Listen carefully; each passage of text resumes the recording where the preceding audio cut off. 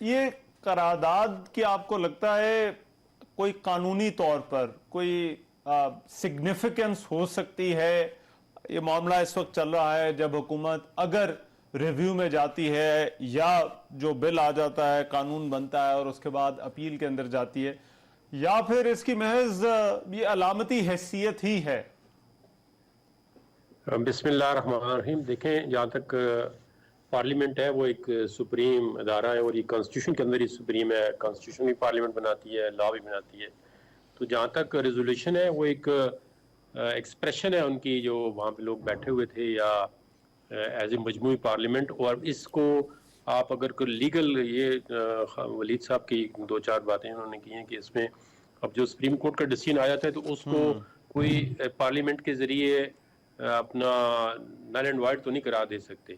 अब supreme court का देखें ना कि जो कॉन्स्टिट्यूशन और आइन के अंदर जो मैकेनिज्म है या जो वे फॉरवर्ड है उसी के तरीके मुताबिक चलना पड़ेगा। एक फैसला आ गया है, वो कंट्रोवर्शियल हो चुका है। सबसे बड़ी बात ये क्या है, वो मतलब दो पार्टियों के दरमियान फैसला आता है तो एक के खिलाफ आ जाए तो वो सम टाइम कहते हैं चलो जी मेरिट पे है, सम टाइम कहते हैं जी इसके अंदर ये खामी थी।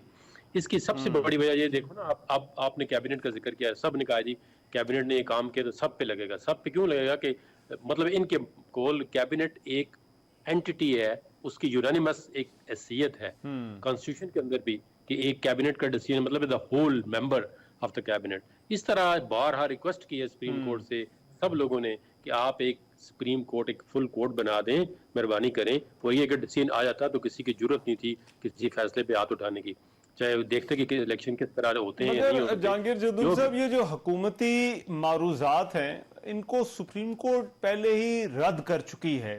जो फुल कोर्ट वाला मुतालबा है वो भी, फिर वो 4-3 की बात आई, फिर जो टेक्निकल इशू से नहीं, मैं समझना ये चाह रहा हूं कि अब इनको किस फोरम पर जो है वो इनका फैसला हो सकता है या इनको सुना जा सकता है?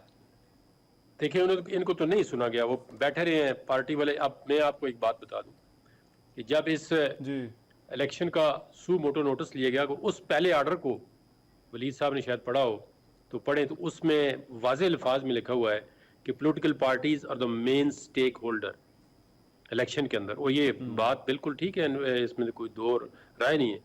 तो जब political parties main stakeholder है इलेक्शन के अंदर, तो पॉलिटिकल पार्टीज को आप एक 184(3) की, उसका मतलब ये होता है कि आप पब्लिक इंटरेस्ट में बहुत इंपॉर्टेंट इशू जो फंडामेंटल राइट के साथ रिलेट करते हैं वो सुन रहे हैं, तो उनको तो सुना ही नहीं गया। उनके ये तो प्ली, इसलिए तो वो रेजोल्यूशन पास कर रहे हैं। तो अगर सुप्रीम कोर्ट एक प्रॉपर तरीके से फॉर्म हो जाती, उनको प्ली सुन ली जाती, तो डिसीजन जो भी होता है क्रॉस द बोर्ड जो है ना, अब किसी भी जजमेंट को एक्सेप्ट करने के लिए ये आज जो पोलराइजेशन क्रिएट हो गई है, देखे ना, अनरेस्ट क्रिएट कर दिया है। इस एक पार्टी कह रही है डिसीजन ठीक है, वो दूसरी जितनी भी पार्टियां कह रही हैं डिसीजन नहीं ठीक है, क्योंकि एक पार्टी कहती है, उन्होंने अभी ये भी कह दिया जी कि हम आगे बढ़ने को तैयार हैं, हम इलेक्शन पे डायलॉग करने के लिए भी तैयार हैं कि इलेक्शन अक्टूबर में हो जाए। अब ऐसी आवाजें भी आ रही हैं। तो अगर देखें ना कि दोनों पार्टियां कंसेंट देती है तो क्या फिर ये कॉन्स्टिट्यूशन को रीराइट कर सकती हैं?